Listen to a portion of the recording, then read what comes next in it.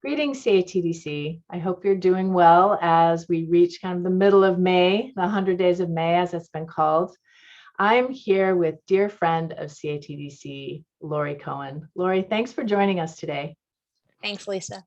So it's been about 2 years now since we led transformational coaching together, one of our ongoing groups, and obviously so much has happened. What are you up to now? A lot. All good things, but I officially left a single school building in the spring of 2019 and went out on my own as a consultant and contractor, and became employed by me. And I also became employed by Bright Morning Consulting with Elena Aguilar and with East Ed with Elizabeth Denevi and Randolph Carter. So doing a lot around transformational coaching, a lot around educational equity work, thinking about curriculum, pedagogy, assessment, and individual, team, and systems transformation. Oh, that sounds amazing, and perfect multiplicity of roles for you right now, really. And I know that, all of this came to be just because of, who you are in your heart as an educator and your dreams and how you went towards your dreams. But can you also talk about what role CATDC played in moving you to this place of working with educators at this level? Yeah, I reflect back often on the summer of 2012 and my first workshop that I presented through Teaching Foundations. Janet McGarvey had reached out to me asking me if I would be willing. Well, she wanted to just engage my interest in this program called Teaching Foundations, and if I'd be interested in presenting a session on something. And the more we talked, the more rubrics and assessment was high on my mind and on hers. And so that was kind of the jump start to my storied experience at the CATDC. And then from that summer forward until 2019, I was co-lead and facilitator for the Teaching Foundations program, both in San Francisco and in Los Angeles. And that also catalyzed a whole range of workshops. I mean, really, CATDC was pivotal in giving me the platform and the space to become a facilitator, and also to inspire my confidence that I could do it in terms of workshop design, facilitation skills, and take some of that learning that I'd been gaining over the course of my career and give it back to educators in independent schools. That's great. That's what we hope to do, or the way that we hope to serve educators in our schools. And we have a workshop coming up with you. We're so glad you're coming back to us, leading with Gina McDade, Shobha Farrell, and Tamisha Williams through the portal of this pandemic. Can you talk a little bit about this workshop and what you hope participants will gain through their time with you?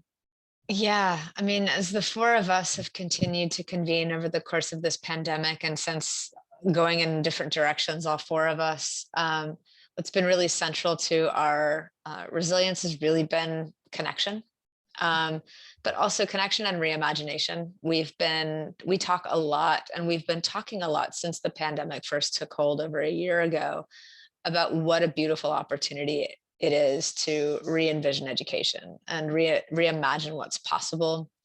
And the Arundhati Roy piece about the pandemic as portal was sort of the inspiration and the foundation for this workshop. And so, for us, it was really thinking about, inviting people to trace their journey prior to the pandemic. Like, who were you? What were the stories you were telling about yourself? What defined you as an educator? And then in the midst of, what are the things you've learned about yourself?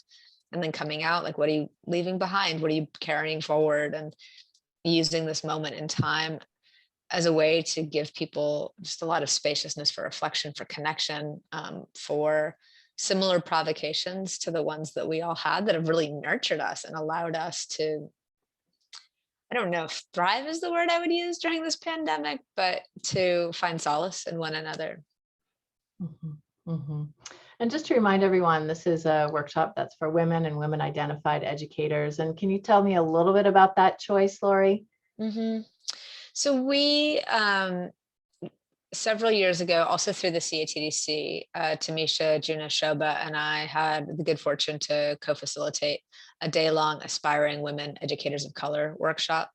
And the purpose of that affinity space was to create an opportunity for, historically marginalized identities in a learning space, but also the path to leadership for women, and particularly for women of color, has not been paved with the same ease of access as it has been for people who identify as cisgender male or identify as white. And so in that day and in that space, we were able to co-create learning opportunities and communal opportunities. And as we thought about the impact of the pandemic, everyone, depending on how they identify, has been impacted so differently.